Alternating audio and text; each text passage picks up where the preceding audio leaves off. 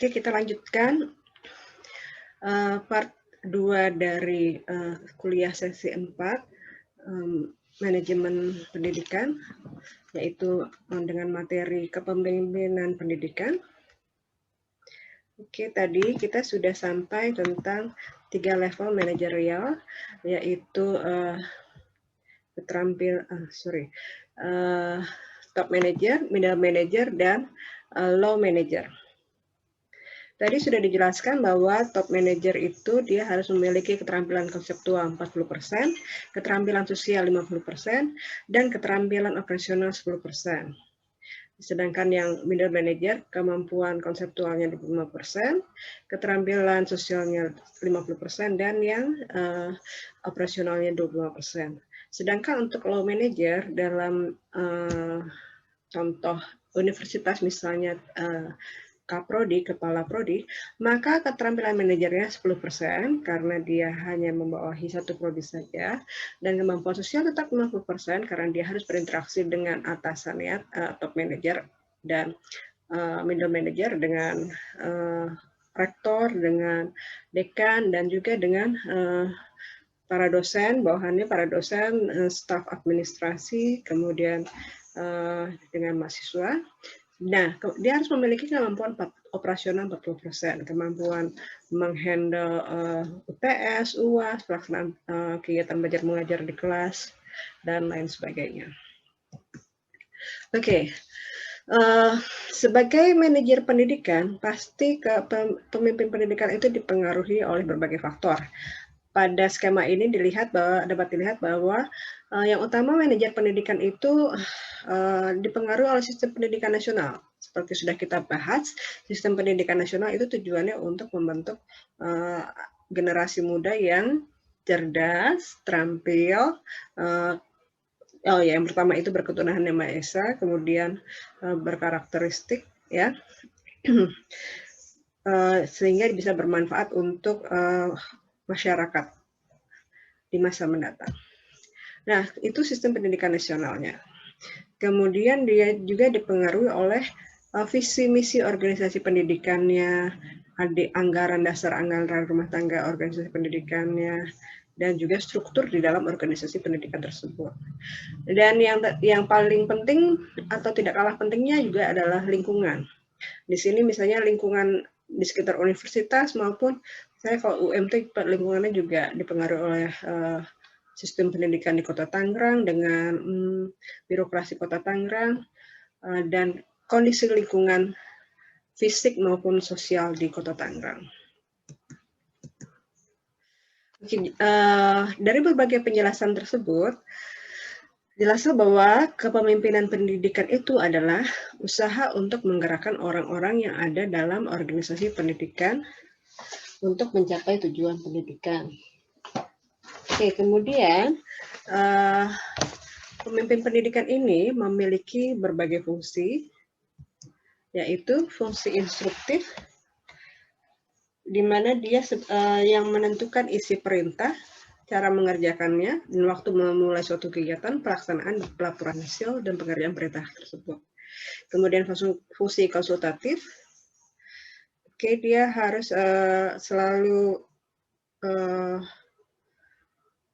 meluangkan waktu untuk berkonsultasi dengan orang-orang dipimpinnya dan juga memberi berbagai pertimbangan apabila terjadi permasalahan di dalam lembaga pendidikan tersebut. Kemudian fungsi partisipasi, di mana dia bukan hanya mengambil keputusan, tapi dia juga menggerakkan dan mengaktifkan orang-orang dipimpinnya.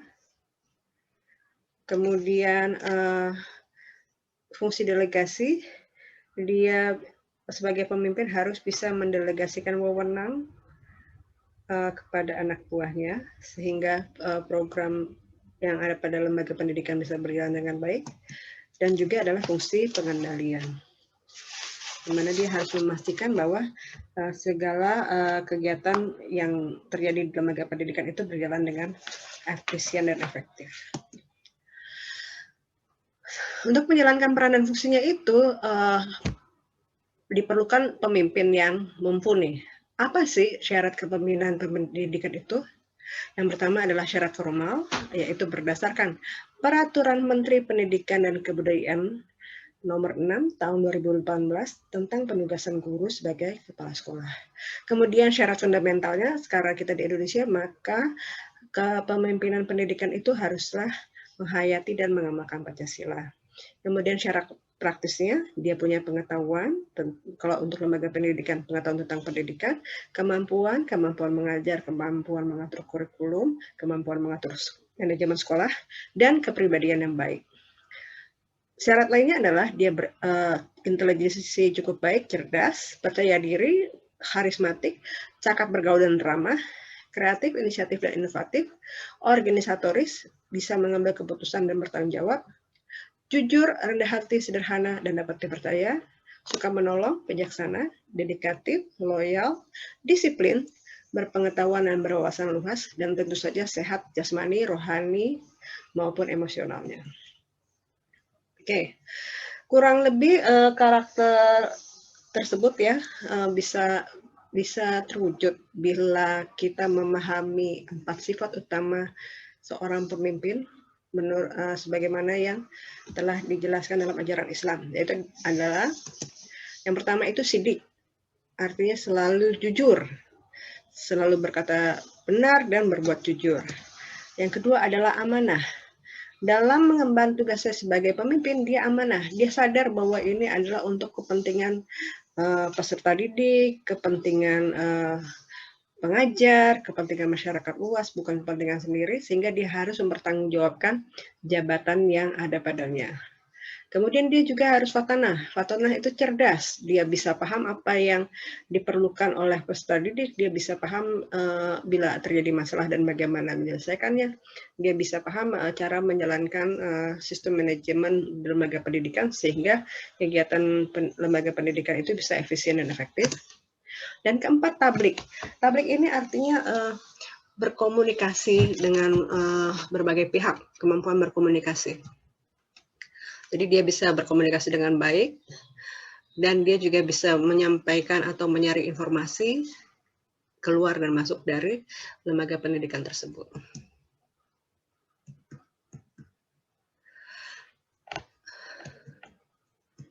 Ada berbagai faktor yang menentukan efektivitas sekolah. Yang pertama tentu saja tadi pemimpin yang profesional ya sudah disebutkan pada slide-slide sebelumnya. Nah, pemimpinnya sudah baik. Tentu pemimpin yang baik akan bisa melibatkan warga sekolah untuk berpartisipasi untuk mewujudkan tujuan dari sekolah tersebut. Dia bisa memberikan contoh dengan bersifat amanah, dengan selalu jujur, dengan selalu bertanggung jawab, sehingga akan diikuti oleh warga sekolah.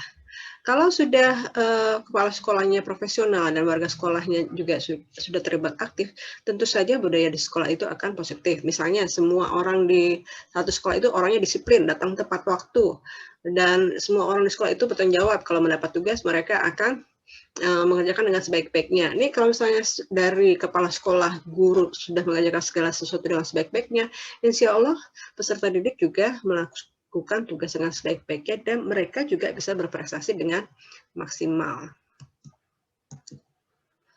Oke, berikutnya pemimpin pendidikan itu harus memahami peranannya.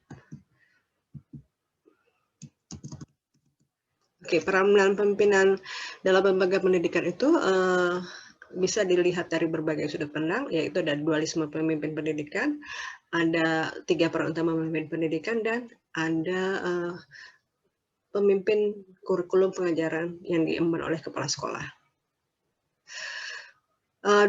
Dualisme pemimpin pendidikan itu yang pertama adalah profesional sebagai administrator. Dia memiliki keterampilan teknis, pedagogis, profesional, dan manajerial, dan dia juga merupakan chief eksekutif dan leading profesional. Dia mampu menggunakan sumber daya manusia secara kreatif, dia mampu menggunakan sumber daya manusia dan material secara kreatif, dan dia juga dapat mengambil kebijakan yang melibatkan anggota organisasi dengan perannya masing-masing. Oke. Dalam dualisme perannya itu kita lihat pada tabel ini. Sebagai Chief Executive Officer, kepemimpinan pendidikan memiliki peran internal Dia adalah strategis yang menentukan arah. Dia adalah manajer yang mengalokasi dan mengkoordinasi fungsi organisasi. Dia adalah arbitrator yang merupakan perantara dan penengah dalam terjadi suatu permasalahan. Dan pemimpin pendidikan juga memiliki peran eksternalnya sebagai Chief Executive Officer, yaitu dia merupakan Executive Officer yang bertanggung jawab pada pemerintah atau Pemda.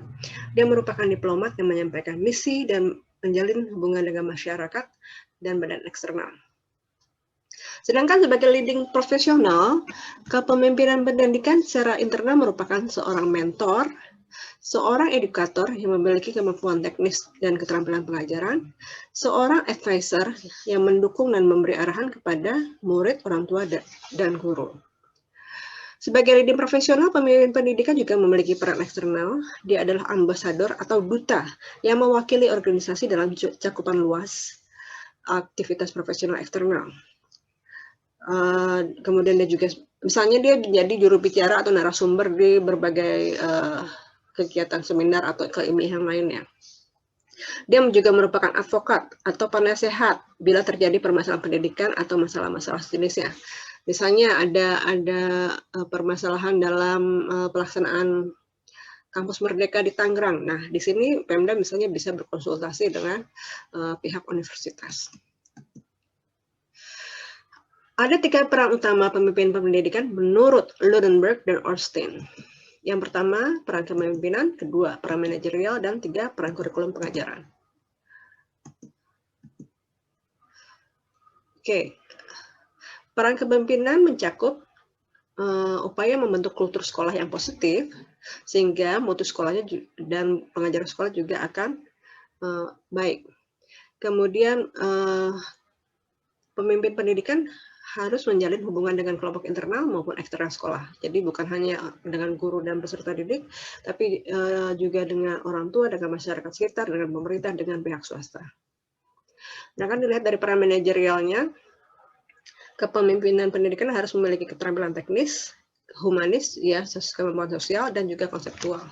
Kemudian dia adalah merupakan simbol dan pemimpin budaya di lembaga pendidikan tersebut. Kemudian dia juga merupakan agent of change, membawa perubahan yang lebih baik. Misalnya dari yang tadinya akreditasi B, dia akan menjadi agent of change yang mengajak seluruh sivitas akademinya untuk bergerak menuju akreditasi A. Dia juga merupakan facilitator, misalnya yang tadinya program kegiatan belajar mengajar di universitas hanya di kelas, dia bisa memfasilitasi untuk pelaksanaan kegiatan belajar merdeka. Peran manajer pendidikan menurut Henry Mintzberg mencakup peran antar pribadi atau interpersonal, peran informasional, dan peran pengambilan keputusan. Peran interpersonal terdiri dari kegiatan yang melibatkan orang dan kewajiban lain yang bersifat seremonial dan simbolis. Kegiatan yang meliputi peran sebagai figur pemimpin, bawahan, dan penghubung. Sedangkan dalam peran informasionalnya, manajer merupakan pemantau, penyebar informasi, dan juru bicara. Dalam melaksanakan peran pengambilan keputusan, pemimpin pendidikan merupakan wirausahawan, pemecah masalah, dan pendelegasi sumber daya, serta negosiator. Ini sudah dijelaskan pada slide-slide sebelumnya. Dalam menjalankan tugasnya pada kurikulum dan pengajaran, maka kepala sekolah harus menjamin kualitas pengajaran. Jadi dia harus tahu bahwa setiap pengajar itu paham akan cara kegiatan proses belajar mengajar yang baik dan efektif dan efisien. Dia mengawasi dan mengevaluasi pengajaran, apakah benar kegiatan belajar ini efektif dan efisien. Ada evaluasinya misalnya melalui UTS, UAS, atau project. Kemudian dia bisa mengalokasi dan melindungi waktu pengajaran. Oke, bulan Februari sampai Juli adalah semester genap. Itu harus benar-benar semua sudah tuntas, bukan hanya pengajaran saja, tapi juga misalnya UTS, UAS, kemudian skripsi, magang, dan lain sebagainya. dan dia mengkoordinasikan kurikulum bersama dengan staf pengajarnya sesuai dengan ketentuan yang ada. Kemudian selanjutnya dia memastikan isi materi pelajaran tersampaikan, ya makanya kami dosen-dosen mengajukan RPS dan nanti pada setiap setiap selesai pengajaran kami mengisi siasat sehingga kami juga menyampaikan materi yang akan disampaikan di UTS dan UAS sehingga pihak pimpinan juga tahu ini dosen-dosen ini benar menyampaikan materi sesuai yang dibutuhkan oleh para mahasiswanya. Kemudian memonitoring kemajuan siswa. Oke, sekarang selain hasil akademisnya diserahkan kepada mahasiswa juga bisa dilihat dipantau langsung melalui sistem informasi yang ada di kampus.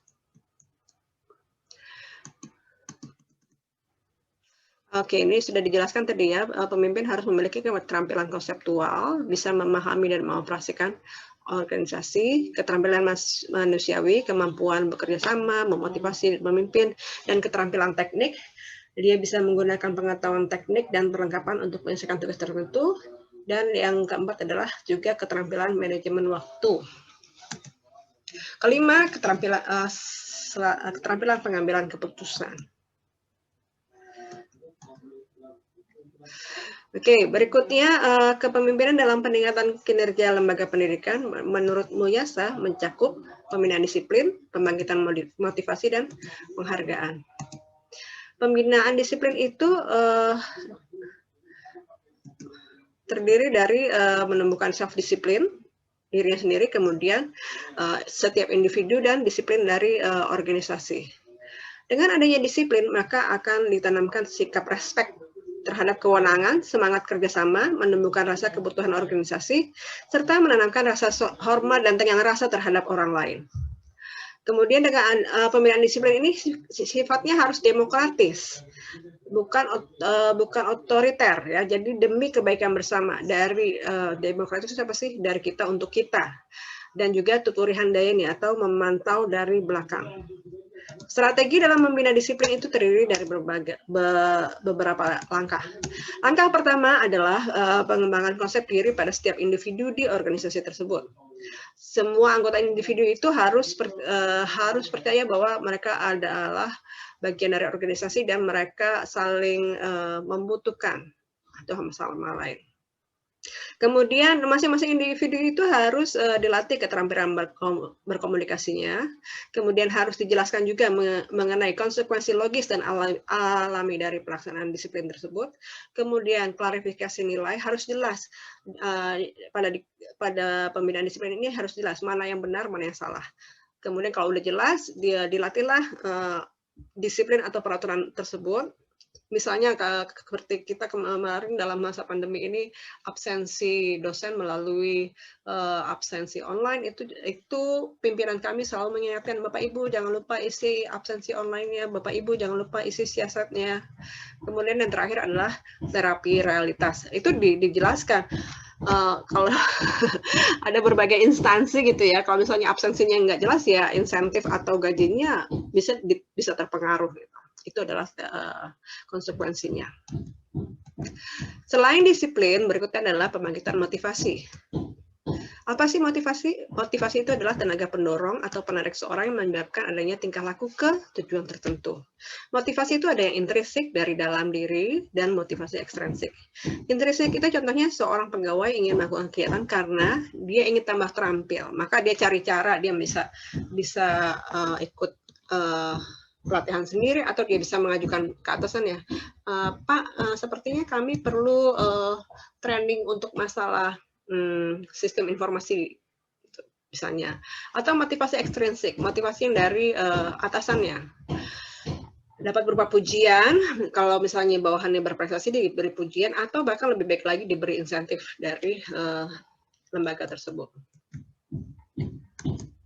Menyangkut dengan motivasi, maka ada teori dari Maslow, yaitu teori kebutuhan.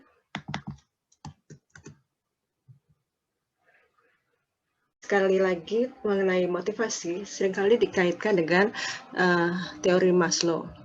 Biasanya, seseorang itu melakukan sesuatu karena adanya kebutuhan.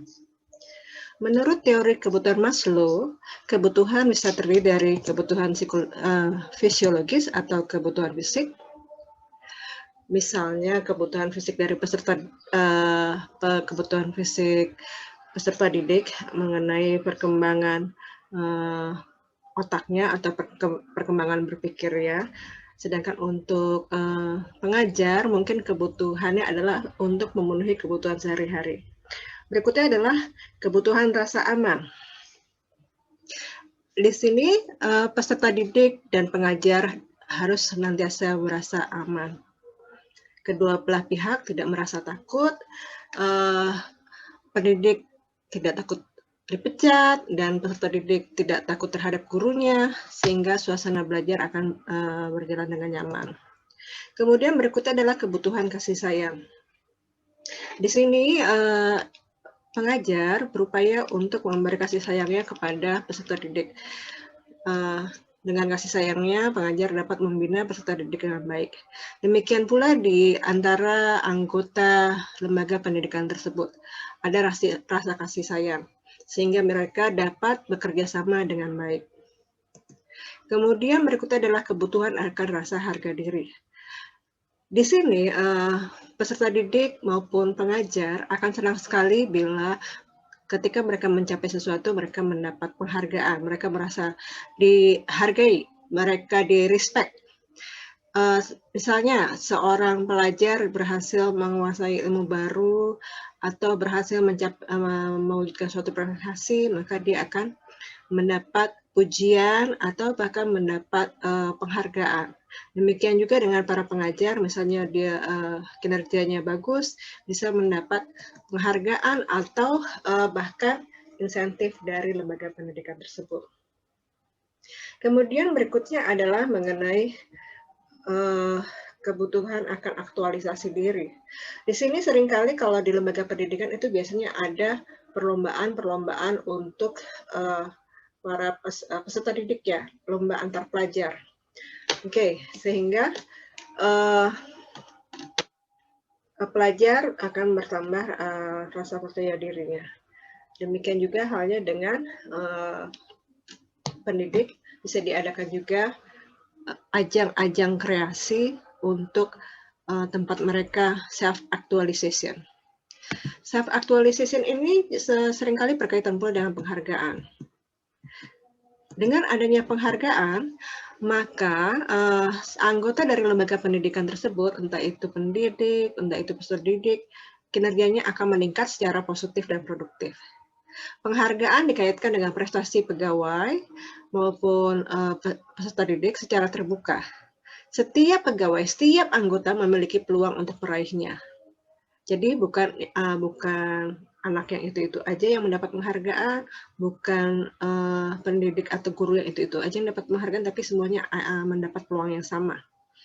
Bentuk penghargaan ini harus tepat, kepada orang yang tepat, jumlahnya tepat. Dan tujuan dari penghargaan ini bukanlah untuk memanjakan, tapi untuk membina. Sehingga tujuan dari lembaga pendidikan ini bisa tercapai dengan efektif dan efisien. Tentunya semua lembaga pendidikan itu pengennya baik para siswa maupun gurunya adalah orang-orang yang bermutu, orang-orang yang berprestasi. Oke. Karena kompleksnya peran dan fungsi dari seorang kepala sekolah, maka diperlukan kepala sekolah yang efektif. Bagaimana sih kepala sekolah yang efektif itu? Menurut Loyasa, kriteria kepemimpinan kepala sekolah yang efektif adalah sebagai berikut. 1. Kepala sekolah mampu memberdayakan guru-guru untuk melaksanakan proses pembelajaran dengan baik, lancar, dan produktif. 2. Kepala sekolah dapat menyelesaikan tugas dan pekerjaan sesuai dengan waktu yang telah ditetapkan. 3. Kepala sekolah mampu menjalin hubungan yang harmonis dengan masyarakat sehingga dapat melibatkan mereka secara aktif dalam rangka mewujudkan tujuan sekolah dan pendidikan. Keempat, kepala sekolah bisa menerapkan prinsip kepemimpinan yang sesuai dengan tingkat kedewasaan guru dan pegawai lain di sekolah. Kelima, kepala sekolah senantiasa bekerja dengan tim manajemen serta bisa mewujudkan tujuan sekolah yang secara produktif sesuai dengan ketentuan yang telah ditetapkan. Kepemimpinan pendidikan ini tentunya berperan penting terhadap peningkatan kemampuan, semangat kerja, dan profesionalisme guru. Kepemimpinan kepala sekolah yang baik dan mumpuni akan bisa meningkatkan kemampuan guru dan semangat kerja guru secara simultan. Dengan meningkatnya kemampuan guru dan semangat kerja guru, tentunya akan menghasilkan guru yang profesional. Dengan adanya guru yang profesional, maka kualitas pendidikan di lembaga pendidikan tersebut itu akan baik dan tujuan pendidikan bisa tercapai dengan efisien dan efektif. Oke, demikian materi hari ini. Semoga bermanfaat. Mohon maaf atas segala kekurangannya.